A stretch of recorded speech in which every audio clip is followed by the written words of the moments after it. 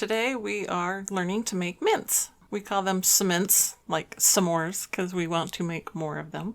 The ingredients that you will need are melting chips. They come in many colors. You can use chocolate chips. Semi-sweet is better than milk. It sets up better. And white, you need about 10 to 12 ounces per layer. The melting chips come in 12 ounces per bag, so that is convenient to use as well. If you are using the white chocolate chips and you want to do different colors, you can use food dye or like color paste, not like the color water things that you'd use to dye frosting. With melting chocolate, you can't get it wet at all or it just immediately sets up. As for flavoring, use oils. I use peppermint oil pretty much exclusively. Don't use extract.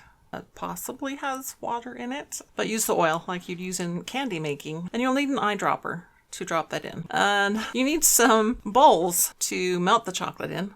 I always melt the chocolate in the oven because it's the easiest. You just stick it in and go get everything else ready. So the oven's set for about 200 degrees Fahrenheit. It's about the lowest your oven will go. So pretty much turn your oven all the way to the lowest and then about back up 50 degrees. That'll be about 200 degrees. Put each layer in its own bowl. You also need a cookie sheet, wax paper, mixing spoons, a sharp thin knife for cutting the chocolate after. And optional, you can have some latex gloves so you don't have to actually touch the chocolate when you get to the last part of it. So I said to melt the chocolate in the bowls, put the bowls in the oven, and it takes about 10 minutes. While that's melting, you want to cover a cookie sheet with wax paper. Leave a few inches longer than the cookie sheet on each side. After about 10 minutes, check if your chocolate is melted. In this case, it's a little bit clumpy still. So just put it back in for a few more minutes and check again later. But once you've stirred and you have some chocolate on the spoon, this is a cool trick I learned, is then you use the chocolate on the spoon to anchor the corners of the wax paper to the cookie sheet, and that helps hold that down.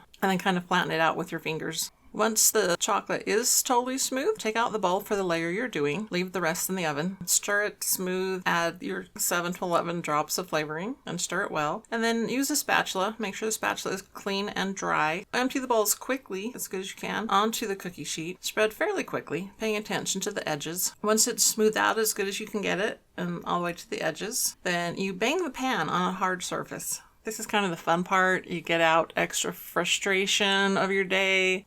It's very therapeutic. You bang it on a surface because it smooths out the chocolate. In fact, if you can see here, it pretty quickly, it's like, whoa, that just went smooth. And also gets rid of air bubbles. Once it's all banged out and smooth, if it's winter, I put it outside to cool on a surface where the cats can't walk on it. Or you can put it in your fridge. That layer's done because it ceases to be shiny. And it takes about 10 minutes in the fridge for it to cool enough. And then you can kind of touch it lightly with your clean hands, dry hands, and just make sure that it doesn't leave a mark or fingerprint. And then you know it's ready for the next layer. So next layer is the same as the first. You get out the bowl just for that color that you're doing next. If you are dyeing a layer, put in the flavoring and then put in the coloring. If the chocolate is getting a little too thick at this point, because maybe you took a long time coloring it to the color you like, getting the flavor in, you can always put the chocolate back in the oven. With the second layer, scoop it out of the bowl fairly quickly as you can, smooth it out as good as you can on the other layer. If you take too long, the prior layer really gets melty and it's hard to not have that color show through. It just takes a little practice. So once that's, again, fairly smooth and covering the whole surface, do your cool banging thing again and then put it back in your cooling area. The top layer, since it actually is going to show, maybe take a little extra care in trying to get it smoothed out and banged out. Now this one you actually have to watch more as to when it's done. You want it just